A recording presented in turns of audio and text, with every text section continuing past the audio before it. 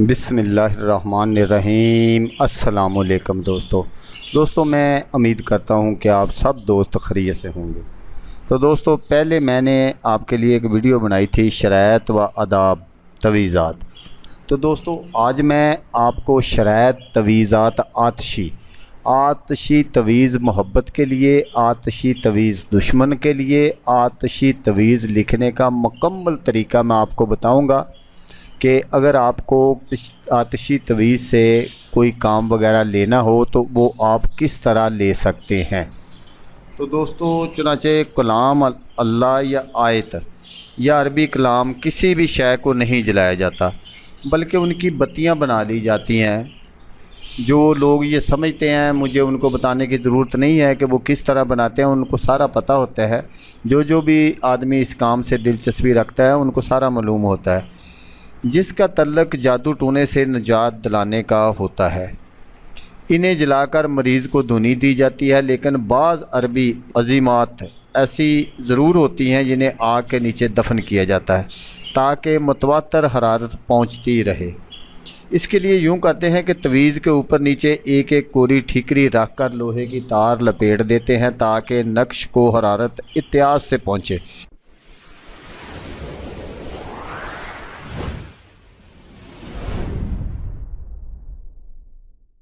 और उसे आग के नीचे या चूल्हे वगैरह में इतनी दूर दफन करते हैं कि हरारत पहुँचे मगर जले ना।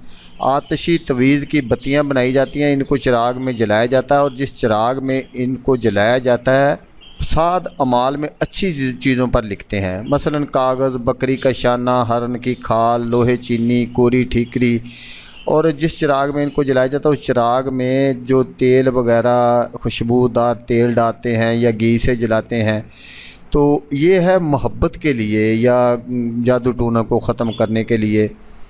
तो दुश्मन को सज़ा या किसी का घर बर्बाद करने के लिए, यानी नहूस अमाल में कुत्ते की हड्डी, गधे की खाल, रंगदार कागज़, पुराना रद्दी कपड़ा घर से नहीं लेना, बाहर से पड़ा हुआ उठाना है। मेंढक का चमड़ा और नमक वगैरह लेते हैं। ये नकूश बसम, सीनी, कफूर या नीले रंग और काली स्याही से लिखते हैं और आग के पास रखते हैं और लिखते वक्त मुंह में कोई तलख शय डाल लेते हैं और मुंह मशरक़ की तरफ करते हैं और एक जानू बैठते हैं और कोले को सुरख करके इनके पास बैठकर लिखते हैं ताकि कोले की जो आग की जो हरारत है वो ख़ुद को हल्की हल्की महसूस होती रहे। अगर आतशी नकूश का चिल्ला करना हो और इसका अमल बनना हो तब भी कोले जलाकर पास बैठकर इन नकूश को लिखते हैं और जो वो पढ़ाई वगैरह होती है वो भी उनके पास बैठकर करते हैं ताकि उनका अमल अगर आपने पढ़ना हो तो फिर आपने जो पढ़ाई है आतशी वो आपने जब भी पढ़नी है आपने अपने सामने कोले वगैरह जला लेने हैं ताकि आप उनकी हरारत जो है वो आपके जिस्म तक पहुंचती हो। तो दोस्तों ये था वो आतशी नक्श लिखने का सारा तरीका जो मैंने आपको बता दिया। अगर आप ये इस तरह लिखेंगे तो जो आतशी नक्श आप इस तरह लिखेंगे वो 100% काम करेगा, इसकी मैं आपको गारंटी दे देता हूँ। तो दोस्तों जैसा कि मैं आपको हर वीडियो में कहता हूँ, इस बार भी कहूँगा कि आपने इस वीडियो को देखा, उसके लिए आपका शुक्रिया। दुआओं में याद रखिएगा। अल्लाह हाफिज़। अल्लाह मियां नासर।